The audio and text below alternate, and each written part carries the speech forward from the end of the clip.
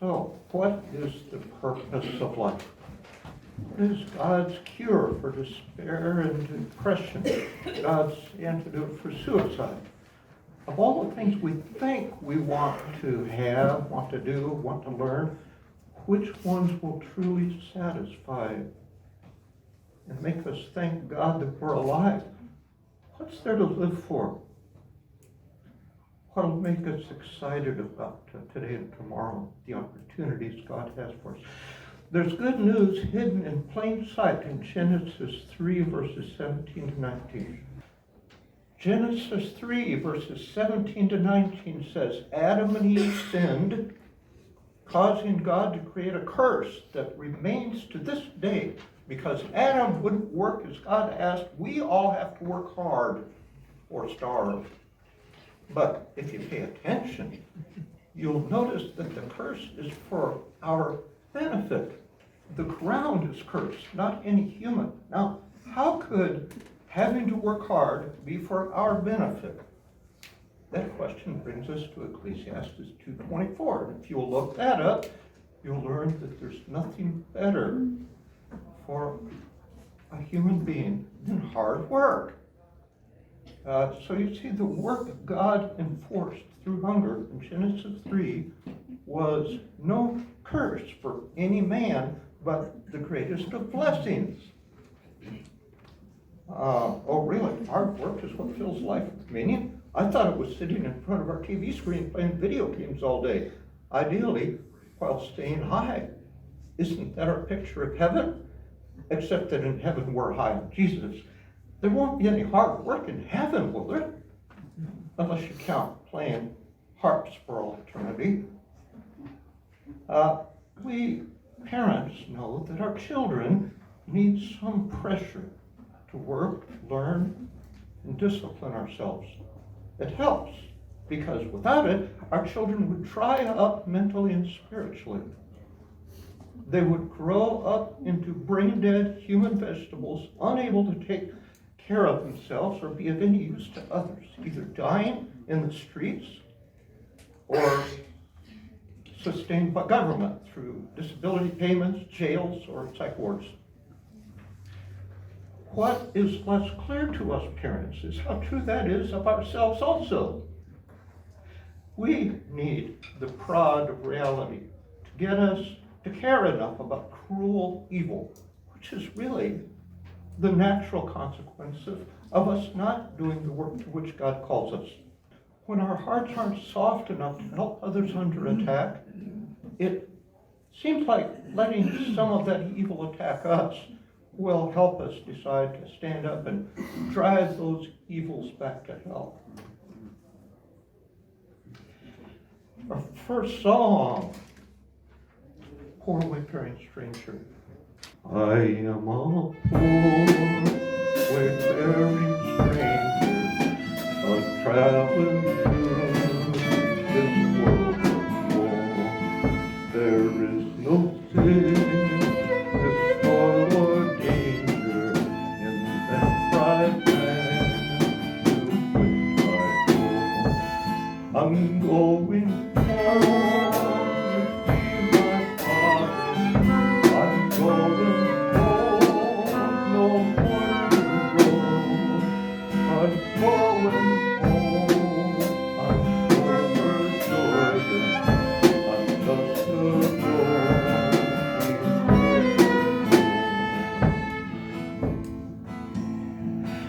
I know dark clouds will cover for me.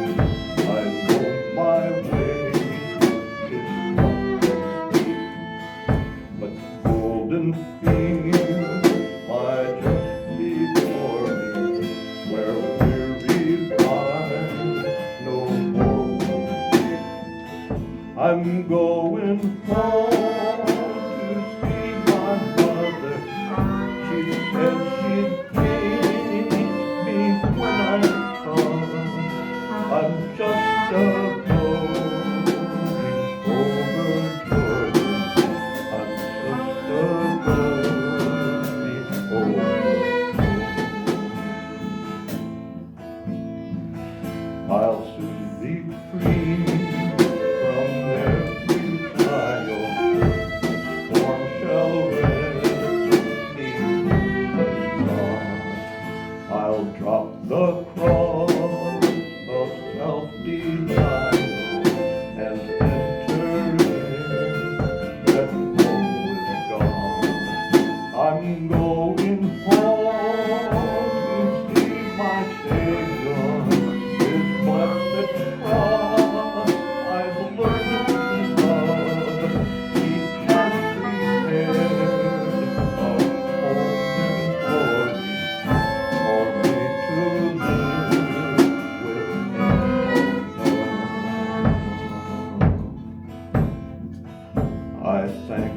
my God, for cruel evil, it touched my life and made me huge as a mountain. I was able to fight the dark with work and prayer. My Jesus, throne of heaven rejoicing, when many join him in his war, marching within, I find true meaning. My cross is wings that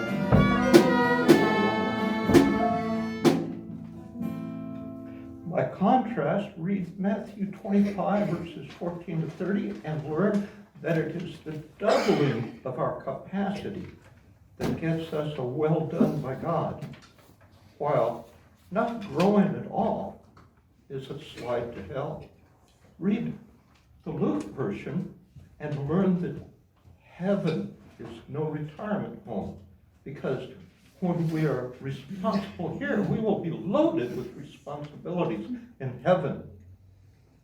Read Matthew 12, 43 to 45, and learn that the cure to addiction is not to just stop feeding your habit, but to fill up your life so there's no further room for your habit and to return. Fill it up with what, you ask? Well, glad you asked. Now jump to Luke 12, 22 to 34, and learn what kind of work is most fulfilling. Seek ye first the kingdom of heaven, and all these things shall be added unto you. And what things shall God give us? Food, clothing, and shelter. Now, everyone says Adam sinned, and all of us bear his curse. We all have to work hard just to get physical necessities so we can live. But what does Luke 12 say? That if we will do God's work, we won't have to work hard just to get physical necessities so we can live. The curse is reversed for us. To the extent we serve spiritual needs, God will take care of our physical needs. How? By continual little miracles. The song is On the Water. It's about the story of Peter in the boat saying, let me come up to you, walking on the water. Seeing Jesus out there. Okay. 1, 2, 3, 4. On the water, I'm walking, because my Lord has bid me come. God, no mercy, I'm believing, ready in my Lord will do. From falling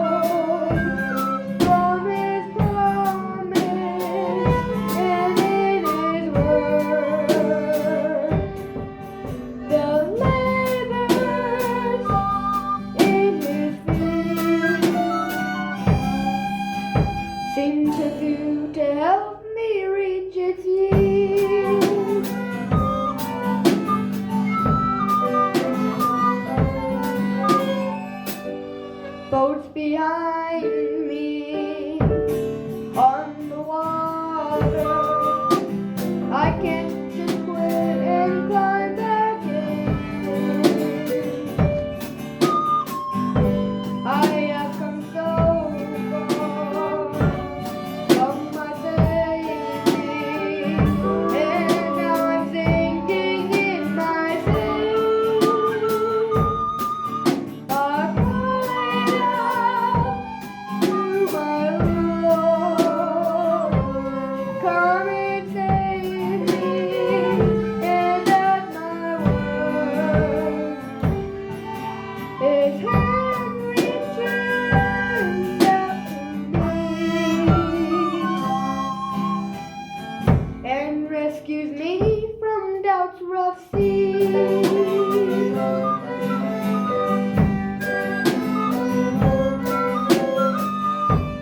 Now the water all around me is smooth as glass, the boat is still.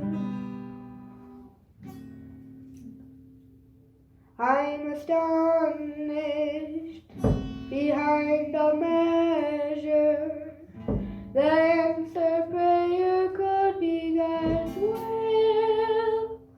My whole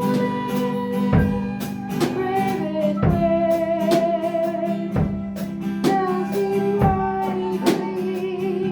How big my fear! Oh, faith. His sweet laughter wipes away my tears.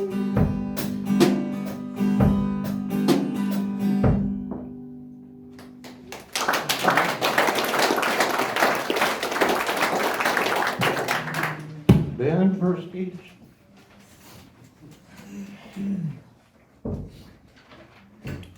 In Hebrews 4, it talks about entering God's rest from our labors. Rest from our labors. Not just one day a week, but the word today. Working hard for God is called rest. It is rest.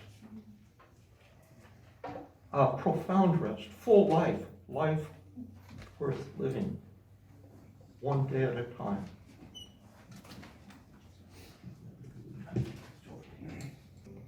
I'm only human. I'm just a man. Help me believe in what I could be and all that I am. Show me the stairway that I have to climb. Lord, for my sake, teach me to take one day at a time. One day at a time, Lord Jesus, that's all I'm asking of you. Just give me the strength to do every day what I have to do. Yesterday's gone, sweet Jesus, and tomorrow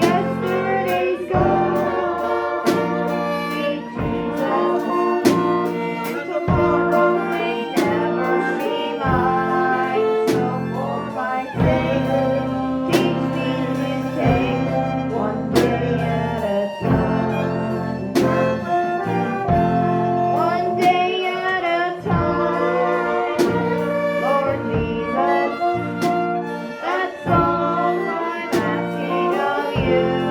Just give me the strength to do every day what I am to do. Yesterday's gone, sweet Jesus, and tomorrow may never be mine. So for my sake, teach me to take one day at a time.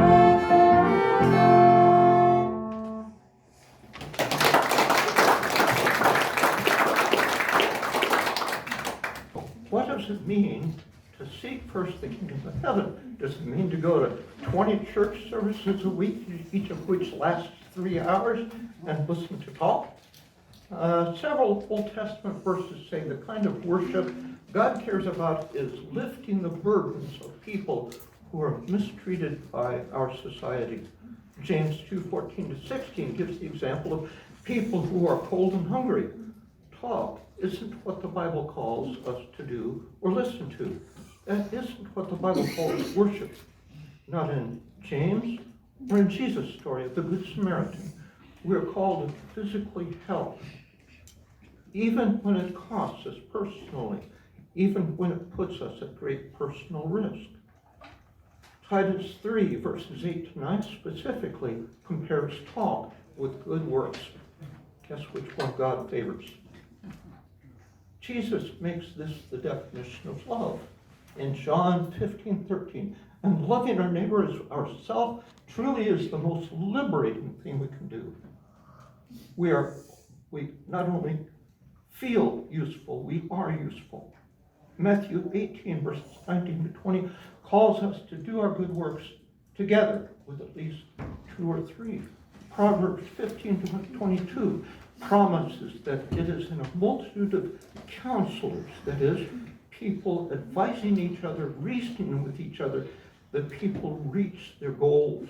What power! Mark 11:23 promises will follow faith. The evil in the world exists only to the extent we just talk and don't act together. God leaves evil in the world to get us to care. You don't have to have a college degree in fighting evil to be a hero. There is a wonderful quality that God puts in humans that allows everyone to be a hero. And I want to illustrate with this song, Eric singing again, "Open up your heart and let the sun shine in."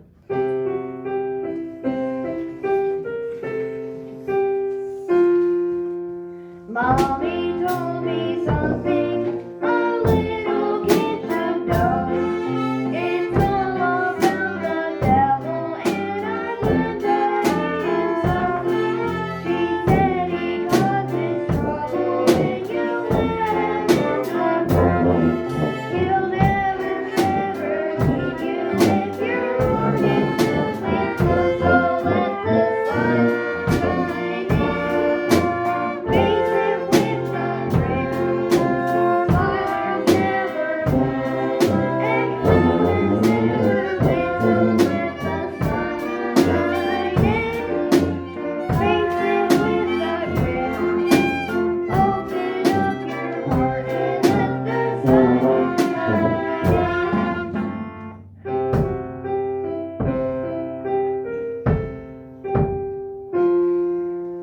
When you are unhappy, the devil tries a bit, but always start to cry when the light comes shining in. I know you'll be unhappy 'cause I'll never wear a frown. Maybe if you stop smiling, you'll get tired of hanging round. So let the sun shine in. Face it with a grin. Smilers never lose. Flowers never win. So let the sun shine in. Face it with a grin.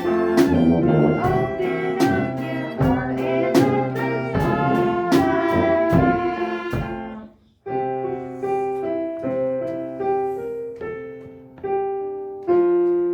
If I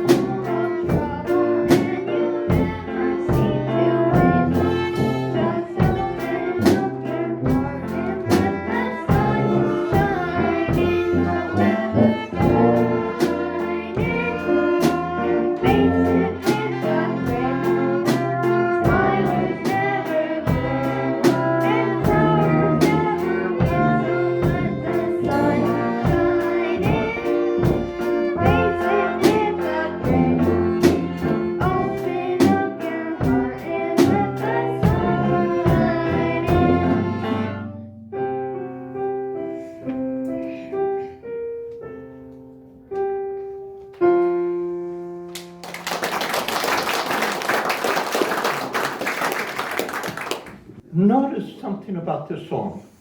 It is not theologically sophisticated. It is a message which children can understand, but actually some of the worst dictators have great smiles. But when our heart smiles out of gratitude for a God that does send the devil running,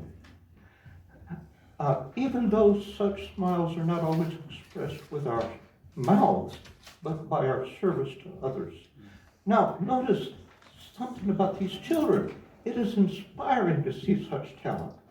So, out of proportion to their age.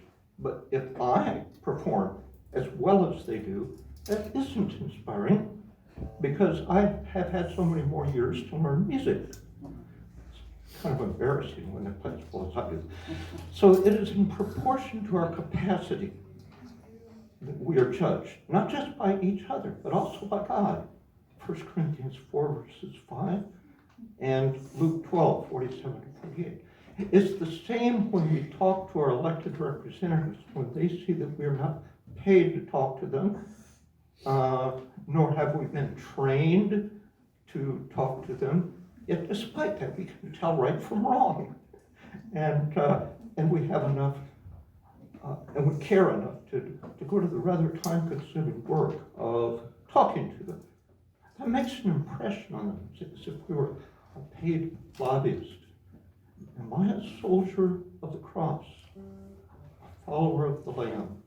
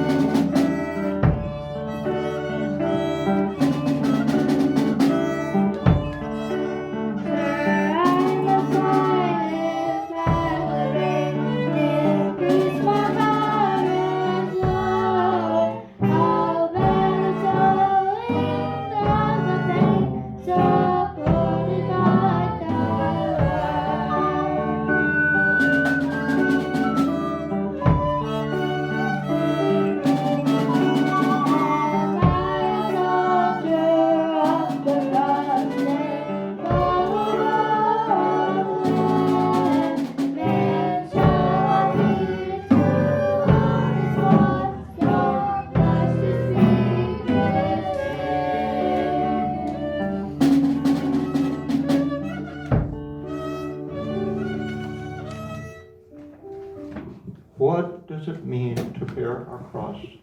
People, human as they are, have a bad habit of resisting answers to their own prayers, resisting everything good, from a clean room to a healthy, substance-free body to heaven. We've all discovered our capacity to resist God when Jesus came to give us heaven. What did our ancestors do? What is done to Christians in a third of the world today? What do we think about doing to people who show us what more we should be doing? We want to eliminate that annoyance. The more God gets in our face, the more violently, more cruelly we are tempted to shove them away. Jesus allowed humans to do that to him, to show us how far we can descend when we allow it, to tell us to watch out for ourselves. We can be dangerous. And to show us God's love for us anyway, and how much God values our fellowship. The cross, Jesus, asks us to take and follow him is to help others the way parents help children, which sometimes means giving others what they don't know they need and for which they will hurt you.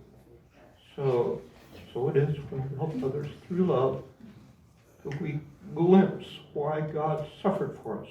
Jesus suffering on the cross wasn't the only time God suffered. In much wisdom is much grief. Ecclesiastes 1:15 tells us God is wise, so he's experiences grief. Every time someone he loves turns away from the good God offers him. Ephesians 4:13. Will I keep my prayer answered like a mountain falling into the sea? When will our nation finally come back home? Like Elijah, all alone he fought till God said, 7,000 more are helping drive the darkness away. You don't see them, but trust me. I wonder if Elijah felt a longing to meet them. What fellowship he wept for, soldiers of God, I pray the huge mountain of Israel will fall as Jesus promised. Let's fight the darkness together and in Jesus' name.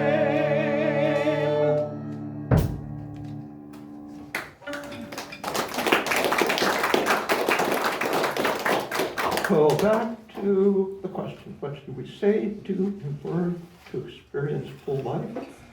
Let us develop talents that will benefit others, for it is in losing ourselves with our own selfish interests and our love for others that we find life for ourselves. My address and phone number are on the song sheets. Stay in touch. We love Bible discussions. The last song, Softly and Tenderly.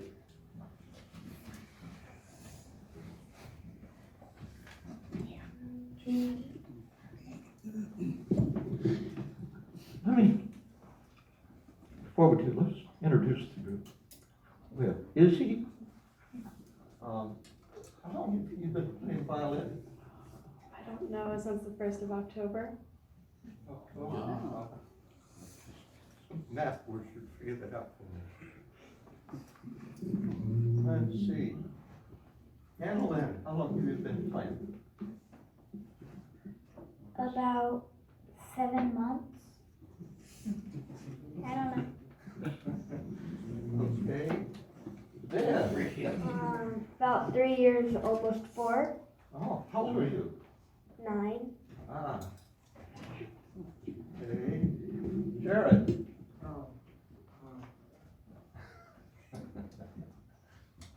Played so long, he's tired out from it. 9 years.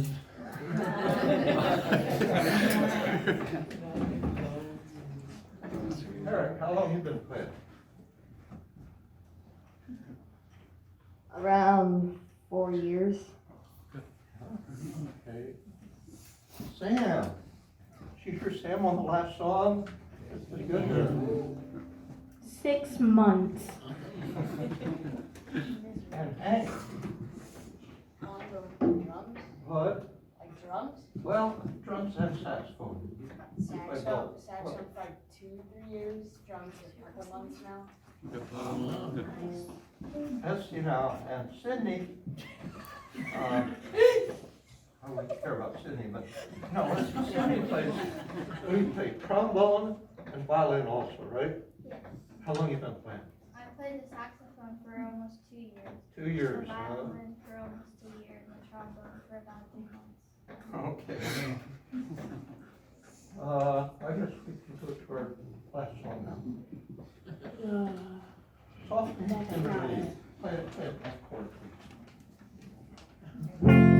Okay. Okay. 1, 2, 3, 4, wait. Oh.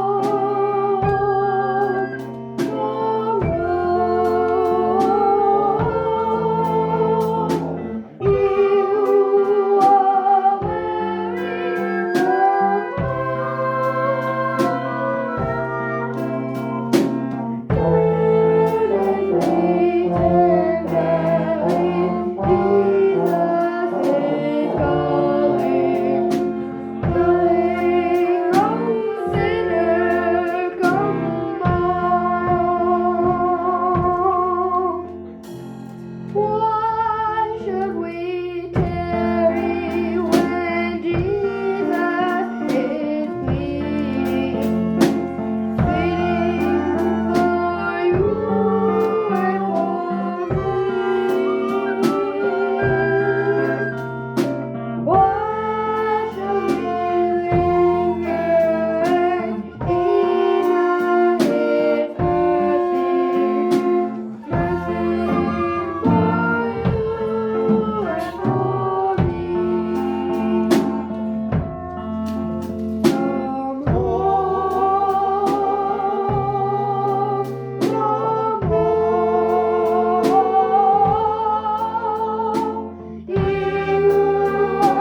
very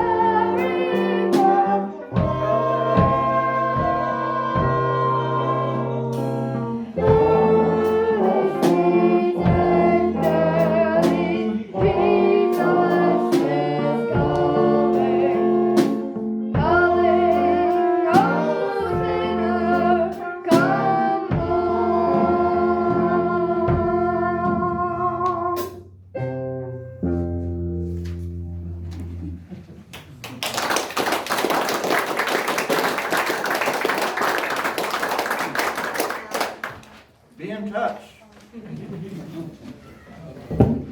Thanks, you guys, I appreciate it.